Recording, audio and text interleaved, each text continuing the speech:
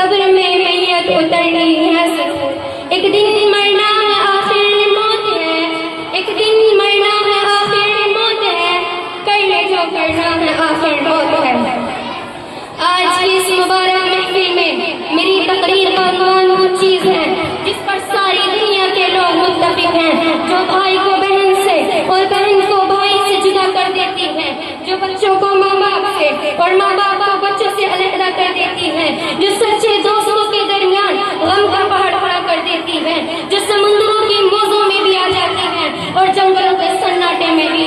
نہ اس کی پکڑ سے بڑے بڑے منصب اور عہدے والے محفوظ ہیں، نہ ہی امیر دولت مند رات کے اندھیرے دن کے اجالے اس کے لیے برابر ہیں، نہ اسے چاند جیسے حسین خوبصورت چہروں پر ترس آتا ہے اور نہ ہی دارس لگنر ورستم جیسے پہلوانوں کی طاقت سے وہ خوف کھاتی ہے۔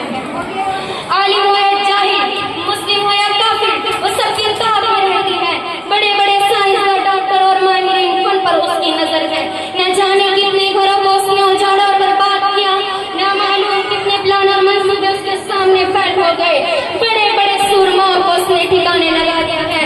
نمرود کی بادشاہت، قارون کی دولت اور فرعون کا تکبر اس نے خاک میں ملا دیا ہے۔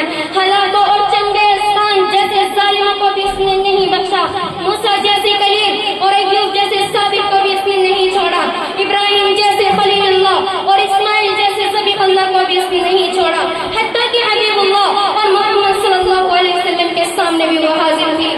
جی ہاں، یہی وہی چیز ہے جسے ہم موت کہتے ہیں۔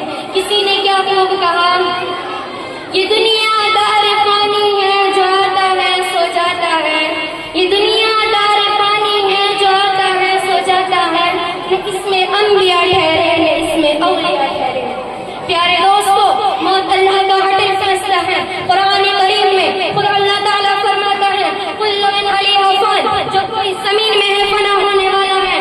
نیز فرمایا کل نفس ذائقۃ الموت، ہر جاندار کو موت کا مزہ چکھنا ہے۔ نیز فرمایا قل ان الموت الذی تفرون فانہ ملاقیکم، اے محمد صلی اللہ علیہ وسلم آپ فرما دیجئے بے شک وہ موت جسے تم بھاگتے ہو ضرور بے ضرور تم سے ملاقات کرے گی۔ میرا اللہ فرماتا ہے اینما تکونوا یدرککم الموت ولو کنتم فی بروج مشیدہ، تم جہاں بھی ہو موت تم کو پکڑ لے گی، اگرچہ تم مضبوط قلعوں میں ہو۔ رات دن کا ہمارا تجربہ ہے کہ اس دنیا میں جو بھی آیا ہے اسے جانا ہے۔ اس دنیا میں بہت سارے انسان آئے مگر چل بسے، بہت سے امیر آئے بہت سے غریب آئے سب چل بسے، بہت سے عقل مند آئے بہت سے فصیح و بلیغ آئے سب چل بسے، بہت سے بادشاہ آئے بہت سے وزیر آئے سب چل بسے، بہت سے محدث آئے بہت سے فقیہ آئے سب چل بسے، بہت سے مبلغ آئے بہت سے امام آئے سب چل بسے۔ یوسف جیسے حسین اور اسماعیل جیسے فرما بردار بھی دنیا میں نہ رہے، عمر جیسے فاتح اور ابو بکر جیسے صدیق بھی دنیا میں نہ رہے، عثمان جیسے باحیا اور علی جیسے بہادر بھی اس دنیا میں نہ رہے، الغرض جو بھی اس دنیا میں آیا باقی نہ رہا۔ کسی نے کیا کہا، موت سے کس کو رشتہ داری ہے، موت سے کس کو رشتہ داری ہے، آج تو کل ہماری بات ہے۔ السامعین السامعات،